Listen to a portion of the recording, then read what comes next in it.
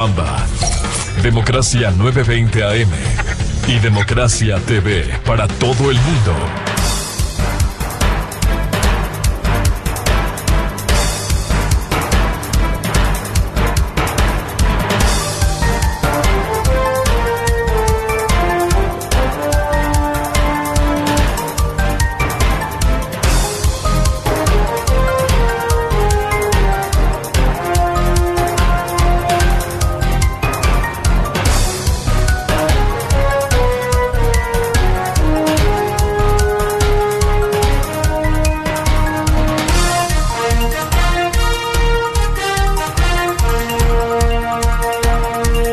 De la mañana en el territorio continental ecuatoriano, buscando la verdad en las revistas de Opinión Democracia. Queremos saludar al doctor Juan Esteban Guarderas, quien fuera candidato al Consejo de Participación Ciudadana y quien ha venido luchando, hay que decirlo, hay que reconocerlo, ha venido luchando por las irregularidades ocurridas en las últimas elecciones del 5 de febrero pasado.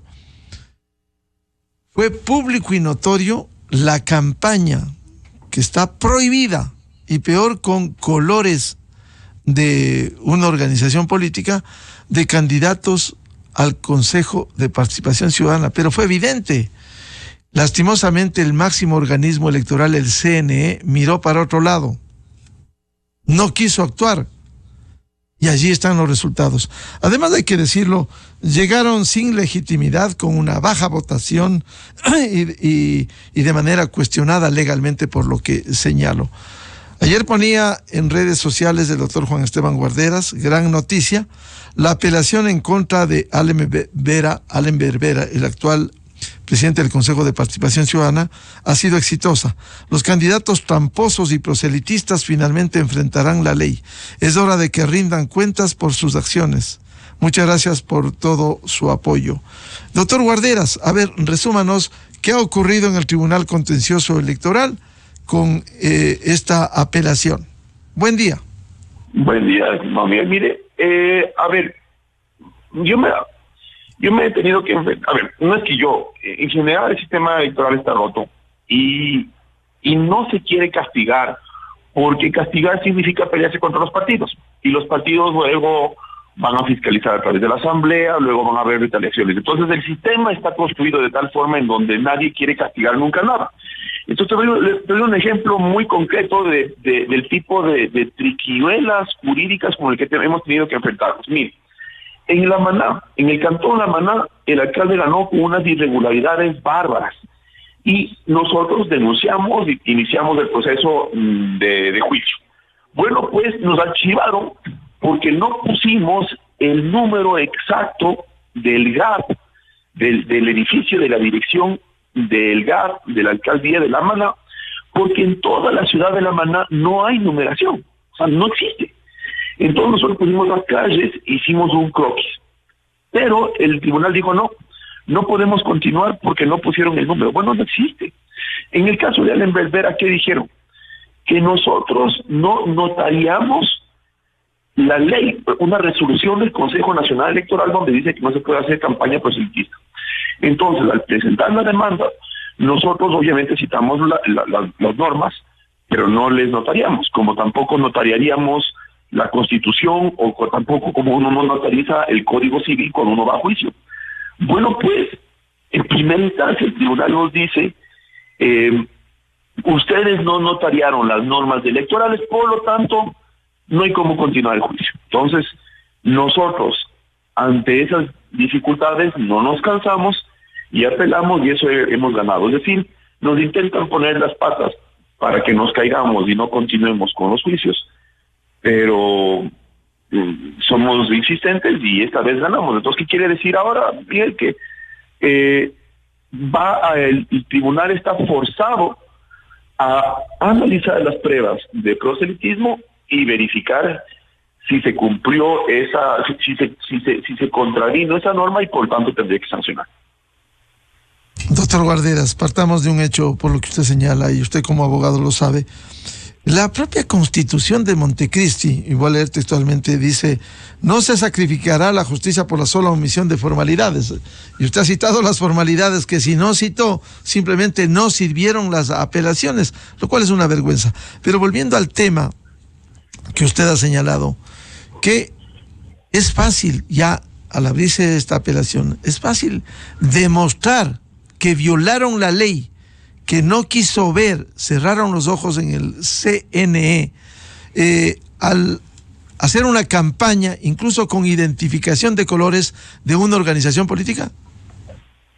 Sí, claro. A ver, solo voy a enumerar algunas de las pruebas que nosotros hemos presentado. Primero, Marcela Guiñaga, que también está en la denuncia nuestra y que también podría ser destituida, es decir, la prefecta de Guayas también puede estar destituida. Esa señora era presidenta y representante legal del partido, o sea, no era simplemente una cualquiera, representante legal del partido. Ella hizo un video en donde fue diciendo: voten por estos. O sea, ya más claro, o sea, ella sale en el video, no es que ella emitió un comunicado que podría falsificarse, no, ella sale en una cámara diciendo eso. Uno. Dos, hay una interacción durante toda la campaña entre personas del partido, candidatos a las dignidades y también asambleístas del partido, que tuiteaban y comunicaban a favor de los candidatos, y los candidatos tuiteaban y comunicaban lo que salía de estas personas. O sea, había una interacción ahí constante. Cuarto, tercero, hubo una entrevista larguísima con Rafael Correa y los 7 candidatos, en donde Rafael Correa promocionaba su candidatura, además de más videos de Rafael Correa. Rafael Correa es formalmente el presidente honorario del partido, pero además en la página web del partido se establece que él es el líder máximo del movimiento. Cuarto, además, ellos utilizan una serie de consignas y símbolos del partido. Por ejemplo, los colores del partido, por ejemplo, eslóganes. Entonces los tuitean y comunican de manera frecuente diciendo: tú sabes que antes estábamos mejor, ese eslogan que se modifica un poco y que todo el movimiento correísta lo utiliza. Utilizar, por ejemplo, hacer la mano C de Correa con la mano, en fin, o sea, como tú dices, Miguel, fue público y notorio. Entonces, no hay peor ciego que el que no quiere ver, y ojalá el tribunal se dé cuenta. Ahora, independientemente de que yo sea candidato o no, es gravísimo esto, porque ellas son unas autoridades de control. Y las autoridades de control no pueden ser cercanas a un partido político, porque las autoridades de control tienen que fiscalizar y controlar a esos partidos políticos. Entonces, para todos los que escuchen, todas las personas que estén viendo en redes, yo les quiero hacer esa reflexión. Es como que en un partido, Liga contra Emelec, el árbitro, antes de asumir su rol, diga: yo soy del Emelec. Estoy seguro que incluso las mismas personas del Emelec, los mismos hinchas, dirían: no, nosotros queremos un partido de verdad, necesitamos un árbitro neutro. Entonces, estamos ante un proceso que asegura una parcialidad de un organismo que es clave porque tiene que ser neutral. Lo que ha resuelto este 29 de mayo último, el Tribunal Contencioso Electoral, es dejar sin efecto el archivo de la denuncia que usted presentara.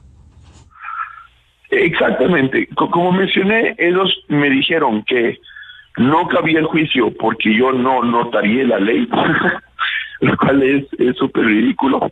Entonces yo dije: no tengo que notariar la ley, sígase el proceso. Entonces ganamos eso. Entonces, ¿qué quiere decir? Ahora tiene que haber juicio. Entonces ahora el juez de primera instancia, el señor Ortega, se va a ver en la dificilísima posición de tener que aceptar que hay unas evidencias claras, patentes, de que hubo proselitismo, y sancionar. Las sanciones que corresponden son 3, porque además es una falta muy grave. O sea, es decir, en el Código de Democracia hay faltas leves, graves y muy graves. Esta es una falta muy grave. Entonces, corresponde multa, suspensión de los derechos de participación política, 2, y destitución. Entonces, ojalá el juez tenga el coraje y no haya presiones políticas para que me imponga la sanción, ¿no? Pero claro, lo que más se ve en el país, y hay evidencias, hay casuística de cómo las presiones políticas terminan doblegando a los jueces, en este caso jueces electorales, como ha sido en los jueces ordinarios, no todos, por cierto.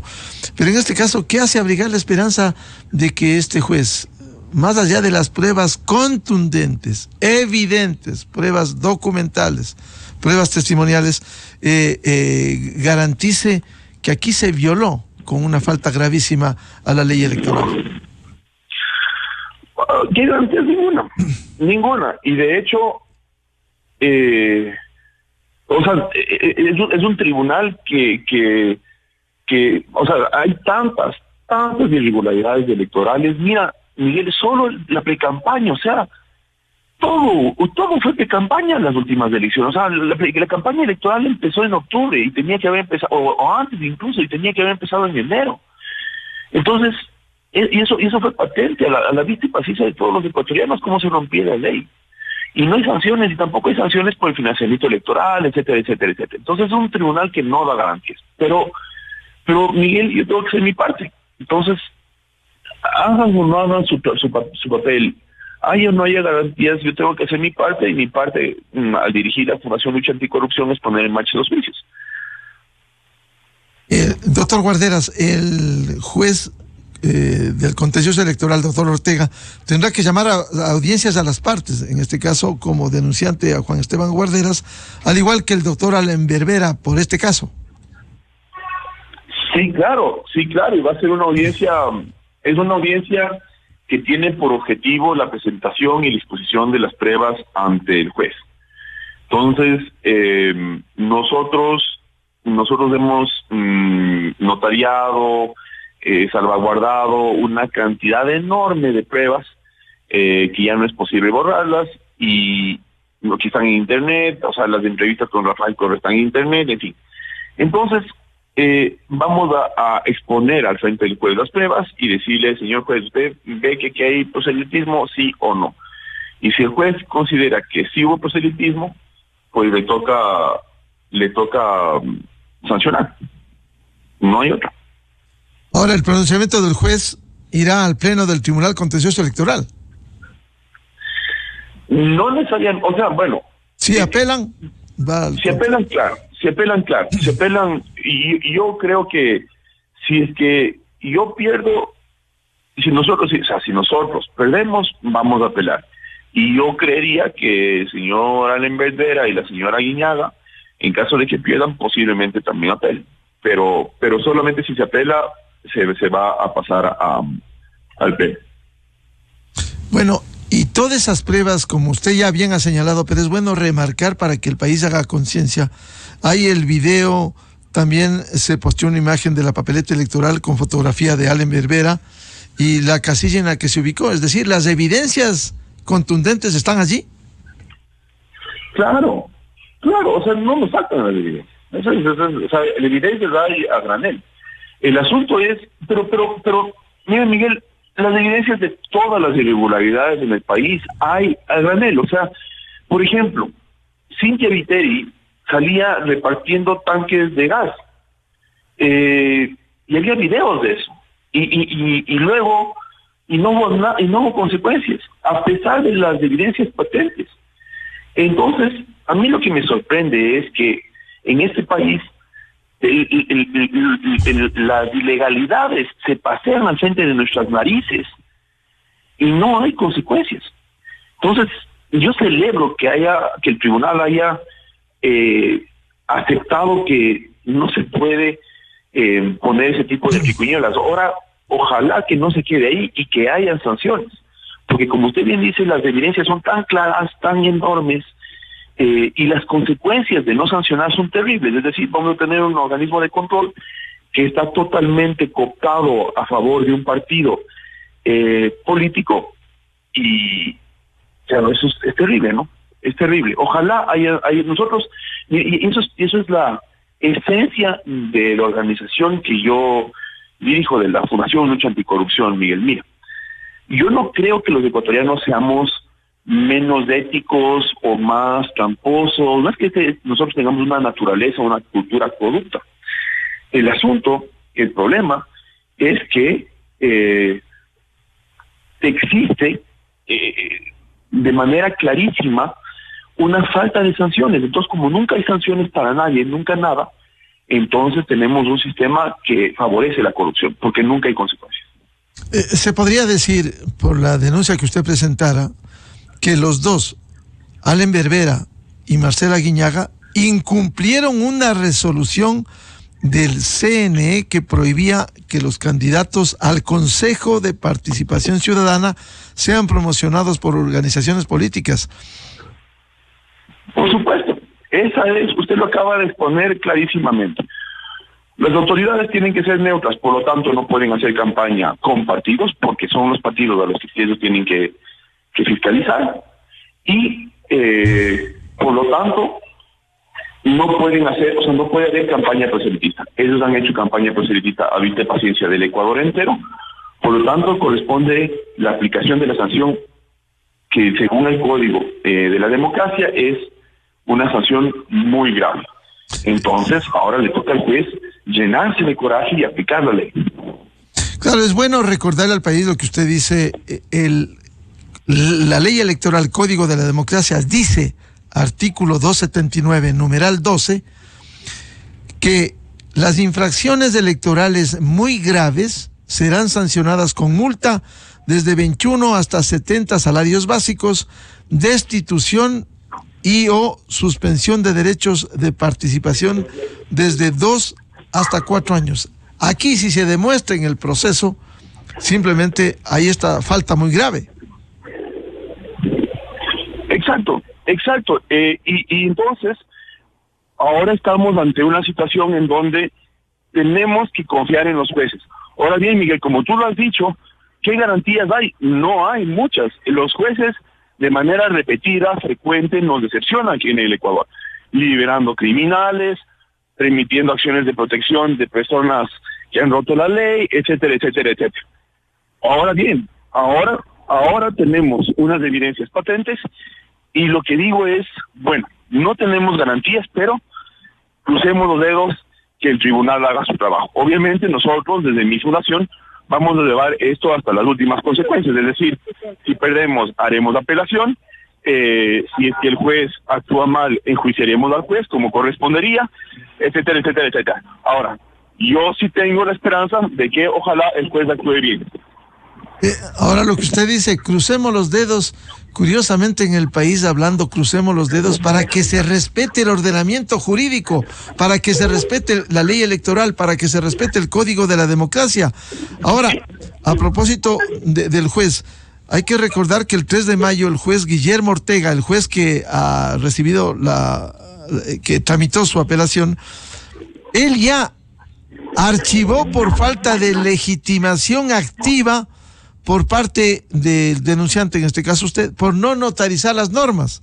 Usted apeló y el Pleno del Tribunal Contencioso Electoral, tras el análisis respectivo, resolvió acoger la apelación y devolver el expediente al juez. Es decir, es un juez que inicialmente le dice, usted no ha notarizado lo que usted ha observado, notariza, y ahora este mismo juez que ya negó va a tratar esto. Hay que estar claros en el país, doctor Guarderas. Claro, exacto. O sea, ya es un juez que hizo un error tenaz, ¿no? O sea, decir que como no he notarizado la ley, pues yo no puedo participar.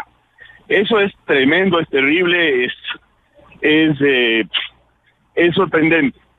Y ahora le toca a este mismo juez, como usted me decía, ¿qué garantías hay de que haga bien su trabajo? O sea, muy pocas, realmente, Miguel, muy pocas. Bueno, pero si apela, usted irá al Pleno del Tribunal Contencioso y decirle al país y al mundo con todas las evidencias lo que aquí se violó la ley electoral y las disposiciones del Tribunal Supremo, del Consejo Nacional Electoral. Exacto, y torcerle, o sea, y ahí el tribunal haciendo, como es un grupo como es un grupo más grande de funcionarios, es más difícil que no apliquen la ley. Es decir, hay un poco más de garantías. Yo cruzo los dedos de que ellos tengan el coraje también de ver las evidencias, ver lo evidente y actuar, ¿no? Para concluir, doctor Juan Esteban Guarderas, estaremos pendientes de este proceso. ¿Usted abriga esperanzas de que aquí brille la verdad y brille la aplicación de la ley electoral y las disposiciones emanadas del CNE e incumplidas por estos candidatos? Sí, y no solo yo creo que hay una cantidad enorme de personas que quieren que la ley se aplique aquí en el Ecuador. Yo siento que los ecuatorianos tenemos sed de que se aplique la ley. Bien, al doctor Juan Esteban Guarderas quedaremos pendientes del Frente de Lucha contra la Corrupción. Estaremos pendientes de esta apelación en el Tribunal Contencioso Electoral. Ojalá, como usted dice, lo único que invocamos, se respete el ordenamiento jurídico. Nada más. Esa es la invocación. Qué curioso que hemos llegado a eso, cuando en otras sociedades eso es normal y común, el respeto al ordenamiento jurídico. Juan Esteban Guarderas, muy amable. Gracias a ustedes, Miguel. Muchas gracias, muy buen día. 8:20 minutos en el territorio continental ecuatoriano, buscando la verdad en la revista de opinión Democracia. Tenemos previsto un diálogo con la doctora Mariana Yepes, ex fiscal general, a propósito de lo que estamos viendo en el Ecuador y desde el mundo se mira al país. Estos hechos de una actuación destacada, hay que decirlo, en el cumplimiento de sus funciones, la fiscal general del Estado, la doctora Diana Salazar, en procesos en donde ha formulado cargos con elementos de convicción, ha llevado procesos que han terminado con sentencia condenatoria ejecutoriada por corrupción, y ahora resulta que le han abierto frentes. Por un lado, el Consejo Nacional de la Judicatura, que con un informe de un funcionario de tercera elabora ilegalmente un expediente disciplinario que luego, cuando se denuncia al país, lo que hace el presidente del Consejo de la Judicatura y este organismo, en donde 3 de sus 5 vocales están procesados precisamente por la fiscal por presuntas irregularidades, lo que hace el pleno del Consejo, se lavan las manos y dicen, bueno, ese es un informe nomás y se puede negar o aceptar. Es el pronunciamiento. Y por otro lado, el Consejo de Participación Ciudadana, que quiere hacer audiencias por presunto plagio de la tesis elaborada 2003-2004 y presentada el 2015 de la doctora Diana Salazar, y que luego dice que se ha plagiado en el 2010. Es decir, este es un enredo. El tema de fondo es que quieren sacarle a la fiscal, suspenderle a la fiscal general, porque la Constitución establece que la única institución que puede llamarle a juicio, en este caso juicio político, es la Asamblea Nacional, que en este momento no existe. Y a ello, doctora Mariana Yepes, quiero añadir esta denuncia y el comunicado oficial de la Fiscalía, que ha recibido denuncia contra su hija y contra ella de presuntos ataques esta madrugada que quieren hacerle a la fiscal si sigue actuando como viene haciéndolo. ¿Cómo enfrentar esto, esta lucha en el país? Doctora Yepes, muy buen día. Muy buenos días y gracias por la entrevista. Sucede que me parece a mí que estamos viviendo una mayor crisis. Cada día se ahonda más una crisis de la administración de justicia, de la seguridad, y sobre todo que se quiere atacar a la credibilidad de los funcionarios que conforman el aparato judicial, como es la fiscal general. Las actuaciones de ella, pues, deben haber sido muy correctas. Yo no he revisado, no he tenido oportunidad ni motivo de revisar aquellos procesos en los cuales ella hizo las investigaciones, pero deben haber estado bien sólidas, deben haber estado bien encaminadas para que los jueces de la Corte Nacional, porque todos son juicios de fuero, y los jueces ya del más alto nivel, del máximo Tribunal de Justicia Ordinaria del país, hayan revisado y hayan dictado las resoluciones correspondientes. Yo lo que creo que con esto tiene otro trasfondo, ¿no? Lo que quieren es deslegitimar a la fiscal. Entonces todo lo que ha hecho sería proveniente de alguien cuyo título está cuestionado. Pero eso tiene que probarse, no es asunto de lanzar y escandalizar y sobre todo amenazar ahora, ¿no? Se han buscado varios caminos para esto. La denuncia que se formula, que es una sola denuncia, que tiene tres orientaciones. La una hacia una sanción de carácter administrativo. ¿Qué falta administrativa es esa? La de plagio, ninguna, absolutamente ninguna. Y si bien es verdad que la Fiscalía no es independiente, en eso lamentablemente no lo es, porque la Constitución del 2008, no sé con qué finalidad, como muchas cosas que tiene la Constitución del 2008, terminó con la independencia de la Fiscalía y la puso bajo la dependencia del Consejo Nacional del Consejo de la Judicatura. Entonces, un órgano autónomo como la Defensoría Pública dentro de la Administración de Justicia. Pero el control político de la máxima autoridad de la Fiscalía tiene la Asamblea Nacional, el control político, y ese es otro tema, ¿no? Ahora veamos cuál es el objeto principal, la materia principal de esta denuncia. Es un supuesto plagio. Ese plagio tiene que estar determinado o establecido por la universidad que le otorgó el título. Si bien es verdad que existen manuales, existen programas para la detección de los plagios, no porque no es asunto de hacer comparaciones, sino de hacer la detección, eso hacen todas las universidades, es obligatorio, y el director de tesis es corresponsable con el autor de la tesis.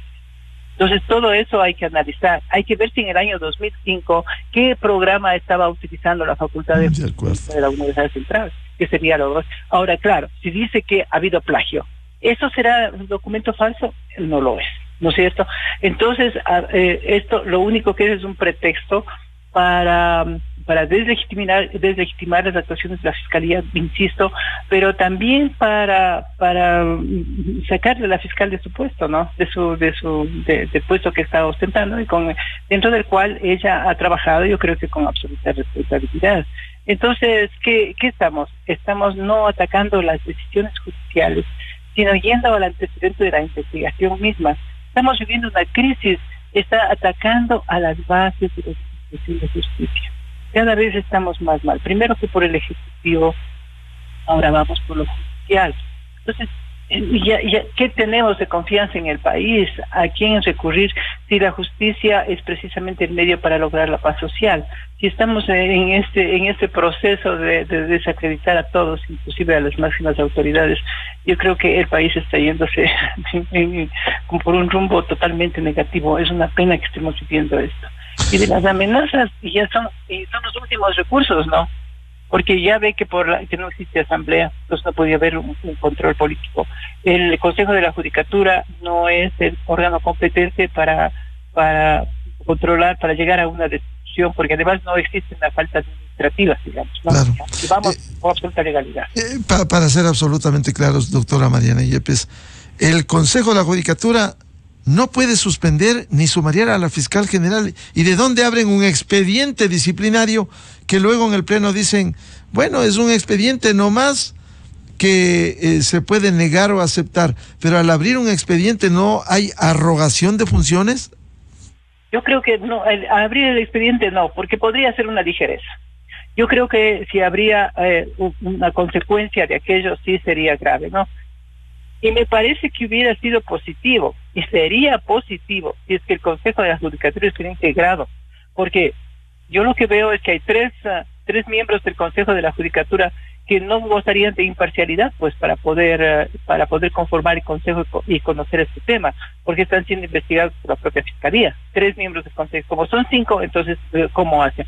¿Tendrán ellos jueces suplentes, o sea, miembros suplentes, alternos? O sea, no sé si tengan todos, ¿no? Porque existe una composición un poquito irregular por las renuncias. Pero si hubiera sido, a mí me hubiera gustado que si actuaban con legalidad, no con ligereza, porque se ve que ha sido rápido esta decisión de abrir el sumario, y también después ya no aceptan, prácticamente no aceptan el informe presentado por este funcionario del Consejo, hubiera sido correcto que analicen eso y tomen una decisión diciendo que no son competentes. Eso hubiera sido correctísimo, ¿no? Y yo creo que hubiera sido lo saludable. Claro, por tanto no hay imparcialidad si en todo caso si analizan un tema de esta magnitud. Sobre todo los 3 que están siendo investigados. Entonces no hay pleno del Consejo de la Judicatura. Porque recordemos que cuando hubo la convocatoria solamente asistió el presidente y también el doctor Fausto Murillo, quien estaba en contra, ¿no? Abiertamente en contra. Entonces, ¿cómo se puede tomar una decisión con 2 frente a un pleno que tiene 5? Pero me parece que sí debería haber un pronunciamiento del Consejo de la Judicatura precisamente para cortar este tema por esa vía administrativa y disciplinaria, ¿no? Debería ser. Bien, a la doctora Mariana Yepes, ex fiscal general de la Nación. Muchas gracias por atender a la revista de Opinión Democracia, su opinión sobre estas amenazas, sobre estas acciones que quieren tumbar a la fiscal general. Doctora Yepes, muy buen día. Buenos días, gracias. Muchas gracias. 8:30 minutos en el territorio continental ecuatoriano. Vamos a una pausa publicitaria y ya volvemos con una reconocida académica y penalista, la doctora Paulina Araujo, para hablar precisamente sobre las acciones que buscan aquí recuperar derechos políticos cuando hay sentencias condenatorias ejecutoriadas. Y el camino, de acuerdo con el COIP, debiera ser el 658 del recurso de revisión. Sin embargo, quieren, a través de estas acciones constitucionales, recuperar derechos políticos para quienes pretenden ser candidatos siendo condenados por la justicia.